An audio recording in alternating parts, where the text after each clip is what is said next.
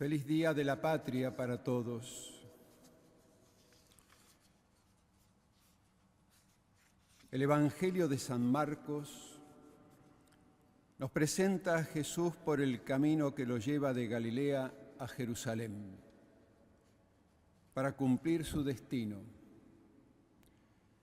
Lo hace con una libertad soberana, con voluntad firme y decidida, obediente a lo que le pide su Padre Dios. En ese contexto, abre su corazón y anuncia su ya próxima pasión a los discípulos. Él será entregado en manos de los hombres, lo matarán y al tercer día resucitará. La falta de preguntas sugiere que después de haber oído estas enseñanzas, sus discípulos no han comprendido una palabra de la misma. Discuten entre sí quién es el más grande o el más importante, con categorías ajenas a la lógica del reino que anunciaba Jesús en sus parábolas. Por otro lado, les repugnaba la idea de que el Maestro tuviese que padecer la muerte para luego resucitar. Lo consideraban un sueño. Así se desvanecía la esperanza de un triunfo político de su líder sobre la dominación romana. Resulta paradójico que mientras Jesús va camino a su pasión para perderlo todo por amor a ellos, sus elegidos discuten cómo escalar posiciones en una imaginaria jerarquía de poder. No nos debe escandalizar la ambición de quienes habían seguido al Señor para anunciar un reino que comienza aquí, pero que no es de este mundo.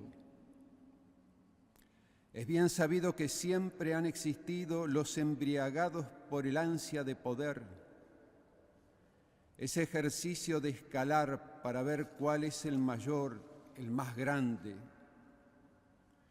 Es una constante en la historia de la humanidad.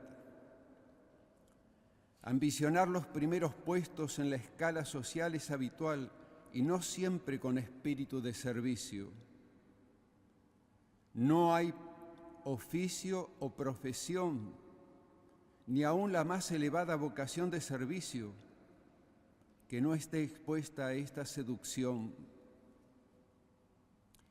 El mismo Evangelio recuerda un poco más adelante la ingenua petición de los apóstoles Santiago y Juan. Ellos le dijeron a Jesús: concédenos sentarnos uno a tu derecha y el otro a tu izquierda cuando estés en tu gloria. A lo que Jesús le respondió: no me toca a mí concederlo, sino que esos puestos son para quienes han sido destinados.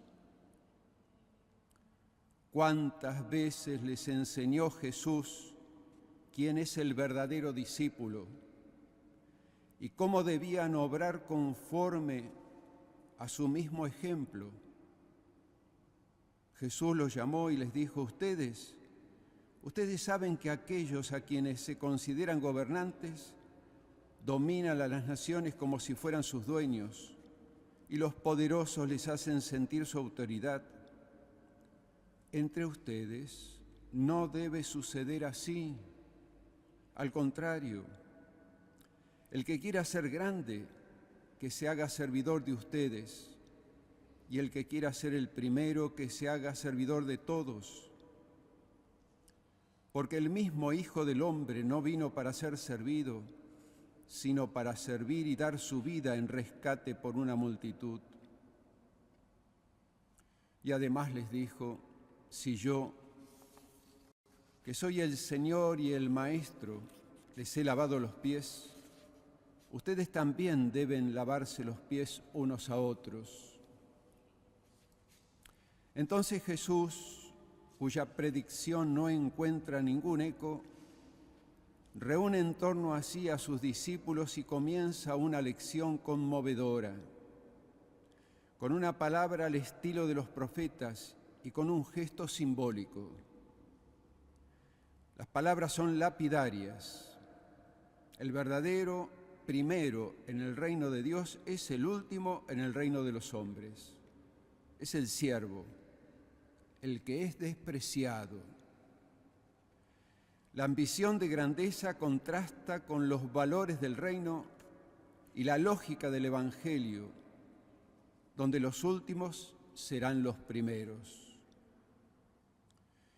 Para que sus oyentes entiendan que Dios, el más grande, manifiesta su grandeza humillándose y poniéndose en el último lugar, Jesús toma un niño, el más frágil de los seres humanos, lo abraza con ternura y lo pone en medio de la escena. No repara tanto en su inocencia y candidez, cuanto que exalta su pequeñez, la simplicidad y disponibilidad confiada, el abandono sin cálculos ni doble interés.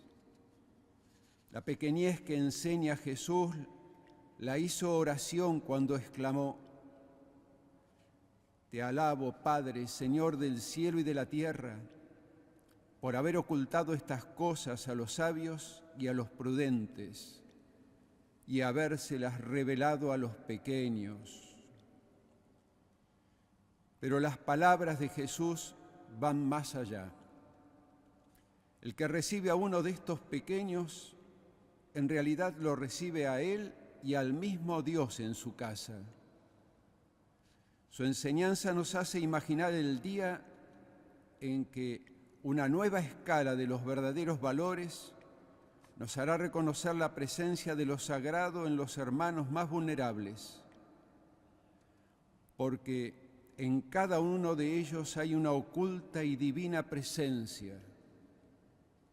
Así lo enseña el Maestro. Les aseguro que cada vez que lo hicieron con el más pequeño de mis hermanos, lo hicieron conmigo. Iluminados con la palabra que inspiró virtudes y gestos de grandeza en los protagonistas de la Revolución de Mayo, en un nuevo aniversario, hoy elevamos una oración de acción de gracias por la patria que nos entregaron con enorme sacrificio, los que para muchos significó la ofrenda de sus vidas. Ellos pensaron en nosotros, y volver sobre sus ideales nos puede devolver el espíritu y el sentimiento solidario que nos permita vivir bien las pruebas y desafíos de nuestro tiempo. No nos cansaremos de evocar con memoria agradecida a las personas que se comprometieron en la gesta de mayo. El 2020 recordamos a Manuel Belgrano en el bicentenario de su muerte, cuando entró en la historia grande de la nación. Su apasionada participación en los días más decisivos de la Revolución y la Independencia significó para él una confirmación de su sueño largamente amasado en su mente y en su corazón desde su juventud.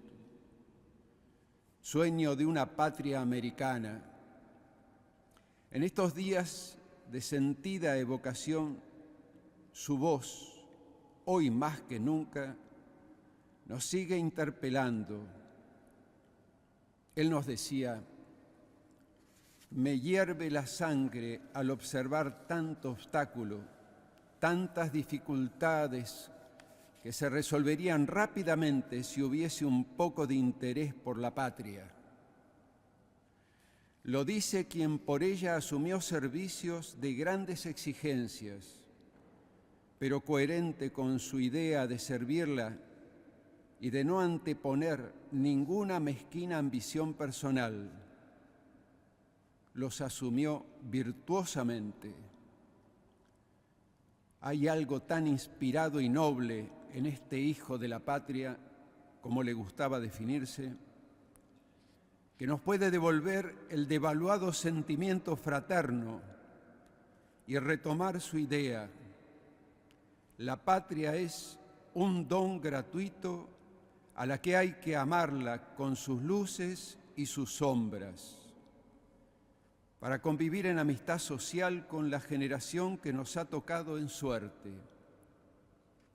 Su mirada amplia e inclusiva le hacía reconocer a los pueblos originarios e inmigrantes sin discriminarlos. Concibió la idea de una patria plural y diversa en la forma de pensar, pero unida a la hora de decidir su rumbo, que compromete a todos, con la contundente voluntad de acordar en lo esencial para el bien común.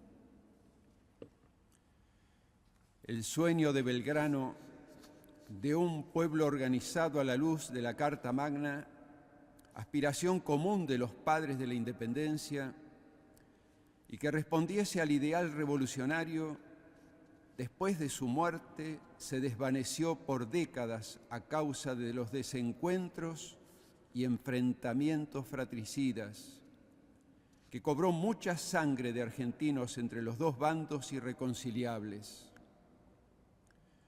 Hubo de esperar hasta que alumbrase la Constitución de 1853. Aunque mucho se temía de no ser acatada por gran parte de los integrantes de la Confederación, es cuando surge la voz de un hijo de la tierra catamarqueña, el joven franciscano Fray Mamerto Esquiú, pronto a ser beatificado. Superando él mismo las diferencias con el código fundamental propuesto por no ver reflejados los intereses federales, no obstante, confiaba en el principio ordenador de una ley suprema que iluminase la vida y convivencia de todos los argentinos y la paz tan esperada.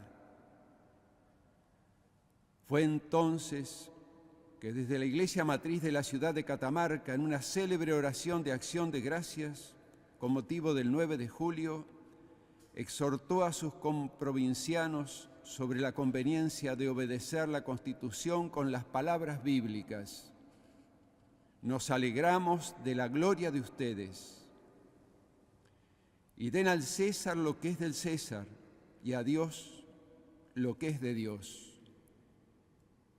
Comúnmente se admite que la oración patriótica de aquel fraile criollo fue decisiva a la hora de juramentarla en las provincias. El servicio que hizo con sus palabras todavía esperan su alumbramiento definitivo. Por momentos se instala la idea de un doble destino para los argentinos: fracasado o exitoso, con educación para todos o sumergidos en la ignorancia, abundancia para pocos o pobreza para muchos, exclusivo o inclusivo, cerrados al mundo o globalizado, con oportunidad para todos o solo los privilegiados.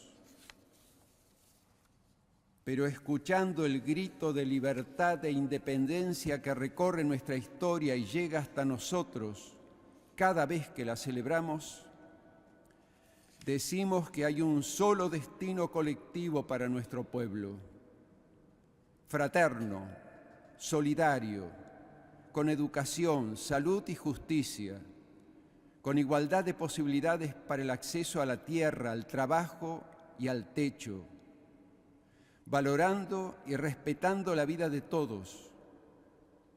Si hay voluntad de acordar dialogando, podremos achicar las diferencias y estaremos más cerca de lograr ese destino común. No faltarán los valores culturales y la fe de la mayoría de las familias que apuestan al futuro con esperanza, aún en medio de privaciones y sacrificios extremos. Esta es la inestimable riqueza que poseemos los argentinos. En medio de esta segunda réplica del COVID que nos golpea a todos, los obispos expresamos hace poco nuestro deseo de salir juntos y mejores. Y en una carta les decimos, en la dura realidad de estos días, en la dramática extensión de la pandemia, con su secuela de enfermedad y muerte, se han acentuado la pobreza, la exclusión, la falta de trabajo, así como las expresiones de un creciente enfrentamiento político. Renovamos nuestra convicción de que el diálogo es el camino para afrontar juntos, como comunidad nacional, esta etapa difícil y exigente.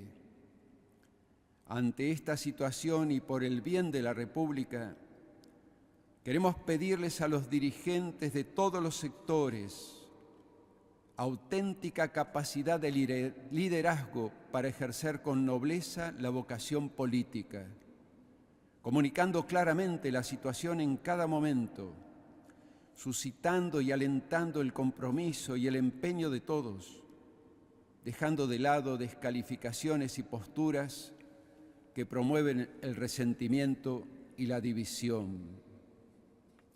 El Papa Francisco, en su última encíclica, nos decía que ante tantas formas mezquinas e inmediatistas de política, recuerdo que la grandeza política se muestra cuando en momentos difíciles se obra por grandes principios y pensando en el bien común a largo plazo. A todas las familias que celebran con nosotros el Te Deum por la patria que heredamos, con el Papa Francisco los invito a la esperanza, que nos habla de una realidad que está enraizada en lo profundo del ser humano, independientemente de las circunstancias concretas y los condicionamientos históricos en que vive. La esperanza nos habla de una sed, de una aspiración, de un anhelo de plenitud, de vida lograda, de un querer tocar lo grande, lo que llena el corazón y eleva el espíritu hacia cosas grandes, como la verdad, la bondad y la belleza, la justicia y el amor. La esperanza es audaz, sabe mirar más allá de la comodidad personal, de las pequeñas seguridades y compensaciones que estrechan el horizonte para abrirse a grandes ideales que hacen la vida más bella y digna. Caminemos en esperanza y que viva la patria.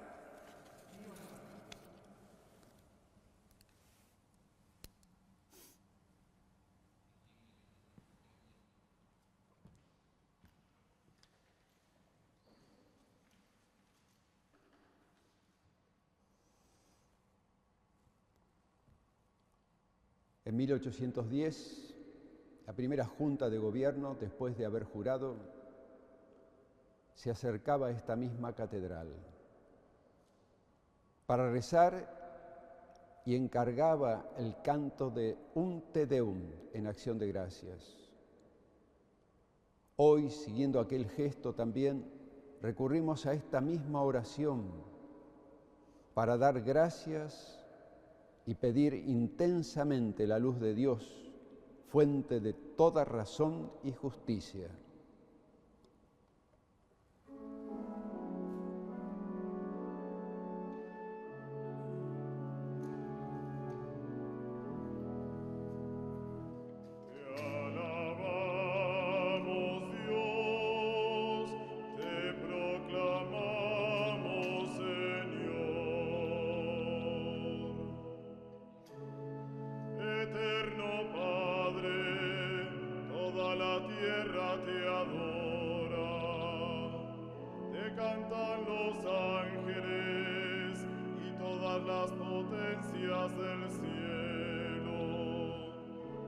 Santo, Santo, Santo.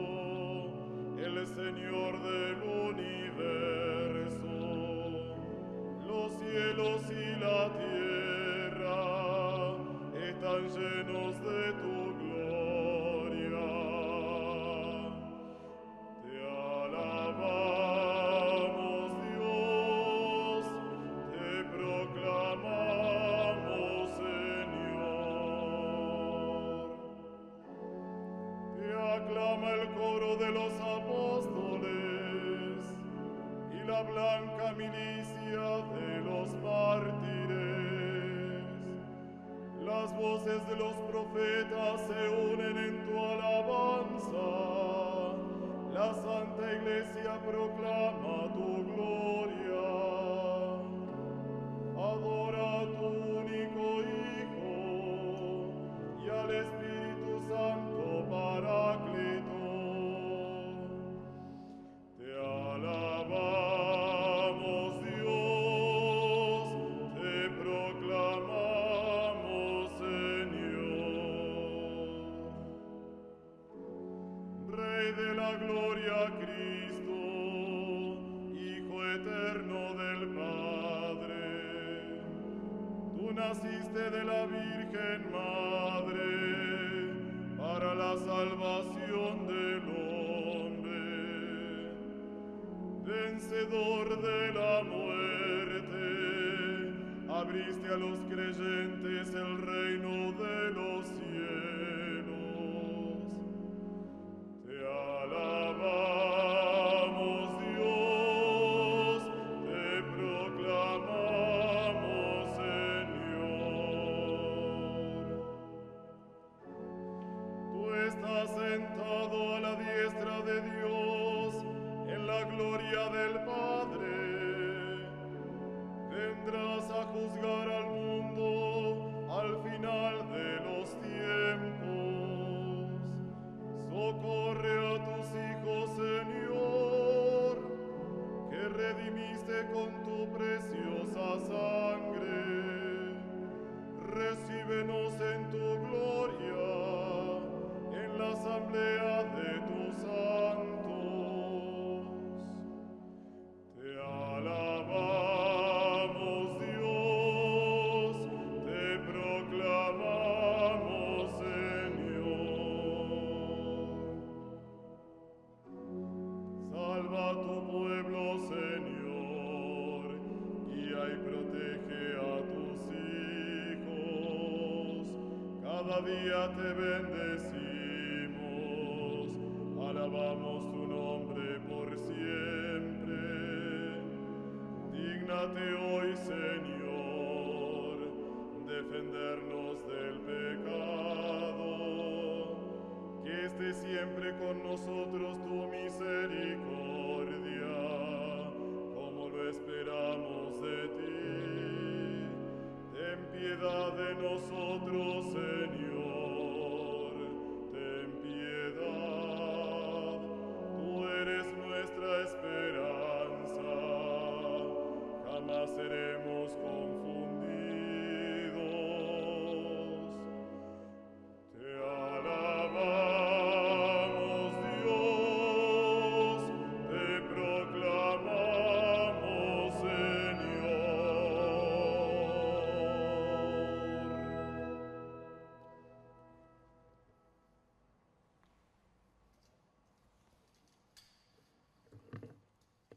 Juntos le pedimos a Dios por nuestro país. Jesucristo, Señor de la historia, te necesitamos. Nos sentimos heridos y agobiados. Precisamos tu alivio y fortaleza. Queremos ser nación, una nación cuya identidad sea la pasión por la verdad y el compromiso por el bien común. Danos la valentía de la libertad de los hijos de Dios para amar a todos sin excluir a nadie, privilegiando a los pobres y perdonando a los que nos ofenden, aborreciendo el odio y construyendo la paz. Concédenos la sabiduría del diálogo y la alegría de la esperanza que no defrauda, Tú nos convocas. Aquí estamos, Señor, cercanos a María, que desde Luján nos dice: Argentina canta y camina. Jesucristo, Señor de la historia, te necesitamos.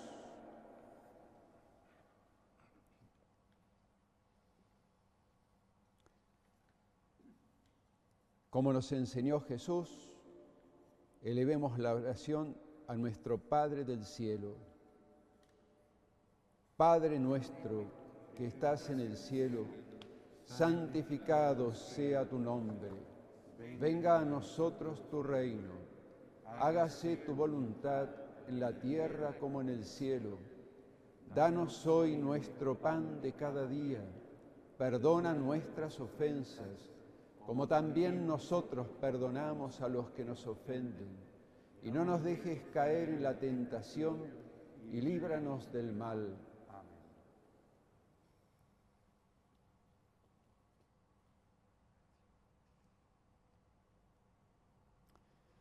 A los pies de la imagen de la Virgen de Luján, suplicamos su intercesión maternal.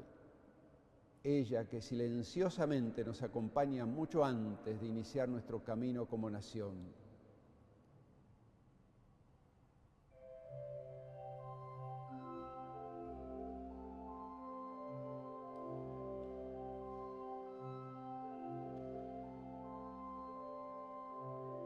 Madrecita de ternura, Virgencita lujanera, vos que sos la mensajera que anuncia la salvación, danos tu fuerza y valor al corazón peregrino, ven a abrirnos el camino para llegar hasta Dios. Sos en este pueblo humilde como la luz de sus ojos, sos amparo, sos reposo para nuestro caminar. No nos hemos de olvidar cuando vivamos